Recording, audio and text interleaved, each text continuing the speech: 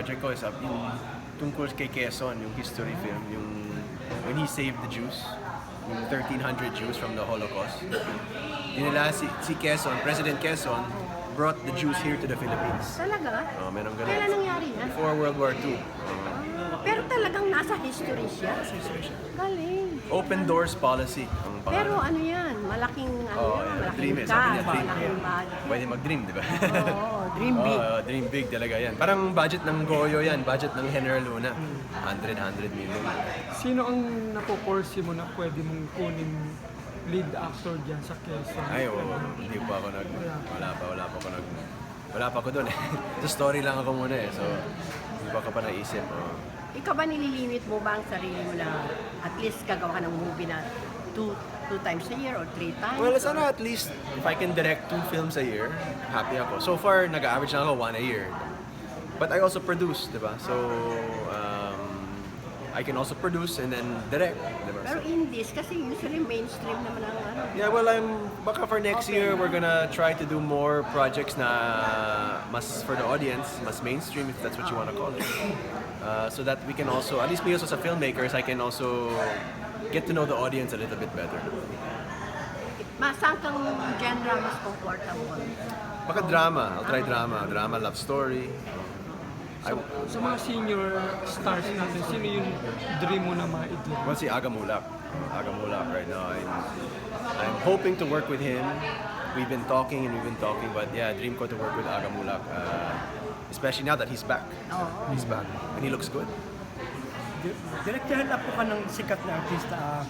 Sa image, sobra mo bang piniprotektahan ang image mo kasi o takot kang magkaroon ng intrigang pangit kasi kumbaga may pangalang iniingat. Hindi naman, at least for me, pag trabaho ako. So if suplado ako or sungit ako, nagtatrabaho ako eh. Diba? Pero pag hindi ako nagtatrabaho, okay naman ako, chill lang ako, ganito, diba? Relax lang, hangout lang. Diba? I mean, basta pag sa work, seryoso talaga ako. Pag nagtatrabaho ako, seryoso talaga ako. Parang medyo suplado, medyo seryoso. So, depende. Pero I like to have fun also. Diba? May memories ka ba kay lolo mo? Naalala mo ba yun? Of course, Yung mga magagandang memories? Of course. My biggest memory with my lolo is he taught me how to play golf. Yung sport ng golf. Every day kami nag-golf from when I was 7 years old up to the day that he passed away. And of course, my lolo brought me always to the set. So doon. Pero hindi mo na mag-artista ka? Mag-direct ka ba? Hindi ko, well, directing I always wanted to direct. That's why before yung mga kaibigan ko, sila Tita Nida, Tita Boots Anson Roa, Tita Gloria Romero, yung mga kasabay ng lolo ko. Sila Dolphy, sila FPJ, yan ang when I was growing up, yan ang mga artista na kilala ko. Mga kaibigan ng lolo ko. Diba? So, of course, sobrang miss ko yung lolo ko. Yung wish ko sana na buhay pa siya so he can see my movies. Namatay siya, nasa college pa ako eh. Hindi siya nakita yung movies ko. Pero I know, in heaven, he's watching my movies. Kaipon niyo ba yung mga movies? Yung mga recent lang eh. Kasi nasunog yung Sampaguita yata, diba? Nasunog lahat ng film. Tapos yung archiving, hindi na preserve. Sayang. Ano yun? Aircon, Hindi lang aircon. Sobrang dapat may... Lumulutong eh. Dapat cold. Tsaka pag nagpapawish yung film. Yeah, correct. Direk, bakit ka lang una nang panoorin mo siya? I think, because it's a fun film. It's a barkada film. It's a family film. Not from the kids to the lolos, I enjoy ang Siargao. And it's also something very new. Siargao is a new destination in the Philippines. So everything you see in the film is brand new. The locations and the characters. So yun, I hope that Siargao will be a part of the movie plans for you this Christmas. But of course, I always say watch all the entries. My wish talaga for MMFF is that all the producers will make money so that we can always continue to make more films. Yun lang. Pero hinulaan nila ng Siargao ay isa sa hahakot ng award na makakalaban mo. Maraming salamat doon. Of course, we'll leave that up to the jury, no? Pero we'll find out sa awards night. No? We'll be there. Sabi ni Jericho Direk, parang old school daw yung pagsasurf niya. Old school? Yes, parang sabi niya, pag pinaano ko sa Siargao, parang old school, parang gano'n. Yung Siargao, parang ano yan, I say, parang you're traveling back to the 1990s. Eh.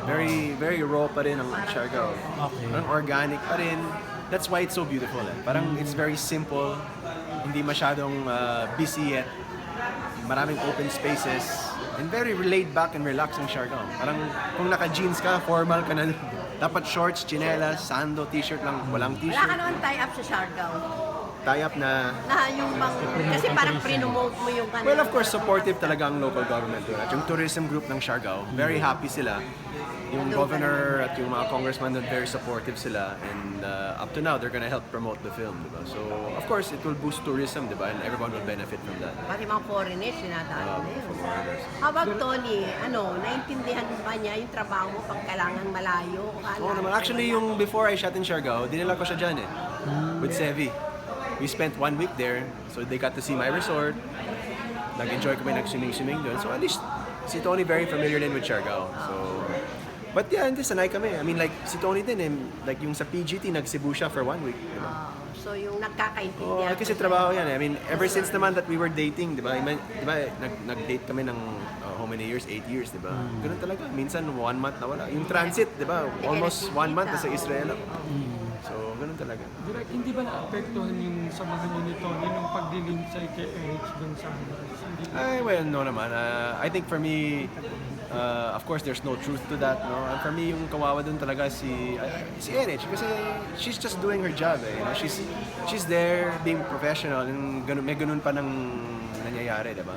Pero what's good about Erich din, she understands the industry. Ganun talagang industry. May mga tao na they like to imagine different things. Na may something. May something. Kasi 6 weeks na kami nandun, di ba? Lahat kami family dun. So, we all got very close. Echo, Jasmine, Erich. We were like one big family. But we were in Siargao to make a movie. Yun lang. Direk, sa kayo magpapasko ni na Tony? Magpapasko po sa ano? Dito lang kami, sa cinema. Understanding si Tony this Christmas kasi usually we go to the States. Usually nag-New York kami. Pero this year sabi ko kay Tin, babawi na lang ako next year kasi dapat nandito ako to monitor the MMFF. Hindi ako pwede umalis. Kasi everyday. So sabi ni Tin, sige, support kami doon. So baka sa January or February before PGT, baka pwede tayo mag-escape. Anyway, galing lang kami ng Europe noong October. Nag-travel kami ni Tony at si Sevi, pumunta kaming Italy and France and London, di ba? So nakapagbakasyon. Nagbakasyon na kami. So sabi ko, babawi na ako next year. States naman, pagtapos ng MMF. So hopefully, very successful ang MMFF. So pwede tayo magbakasyon after. Ano sa mga pelikula ng lolo mo yung napanood mo na gusto mong i-remake na ikaw mag-direct? Wow. Actually, not a movie in particular, but what I really want to do is to make a really nice dancing film. True. Diba? Or movie, dancing movie. Parang Nida Nestor na dance, parang Fred Astaire, di ba? Kasi my lolo and tita Nida, seamless ang dancing nila. For me, personal, up to this day, parang walang Nida Walang Nestor. papalit sila talaga sa tandem nila. Kasi dancers sila, di ba? Of course, we have very good dancers today, di ba? Pero pag Nida Nestor, ibang dance nila, parang one talaga sila sa dance floor. May charisma. Direk, yung ba mga trabaho mo, reflection ng personality mo na parang may pagka-perfection? Kasi yung Telma nung mapanood ko, napakalinis nung... Well, of course, I think I'm very technical. No? Yung language ko sa film, I'm very specific. That comes from my advertising and from TV commercials. Gusto ko talaga malinis. Gusto ko sulit ng pera ng audience ko, di ba? Malinis yung sound, kulay, yung acting, lahat, di ba? So yung 200, 150 pesos, hindi sulit, di ba? So dapat ganun. I think that's what I owe my audience. Is a clean, well-told story. Direk, si Tony ba pag may mga problema sa show niya, sa career, ano ba, yung wala si John, sinishare ba niya sa inyo? Of course, of course. I mean, husband and wife kami at the end of the day. Even myself. What's nice about our marriage is when I'm weak, she's strong. And when she's weak, I'm strong. Meron kaming ganun na rapport, di ba? We always share each other's, our frustrations, our dreams, our goals. Every night yan, we talk. Uy, kumusta? You know, lagi nandun ang communication. I think that's important for a marriage. Even if you're busy with work, dapat everyday nag-communicate. So, saya, may text, FaceTime. Especially now that may Sevi. Diba? Ang saya talaga ng bahay natin. Diba? Especially this Christmas, diba?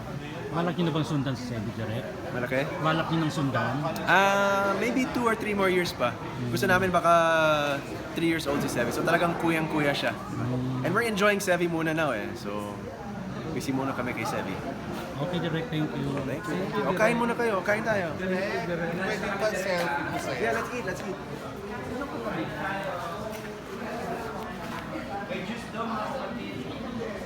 Direk ako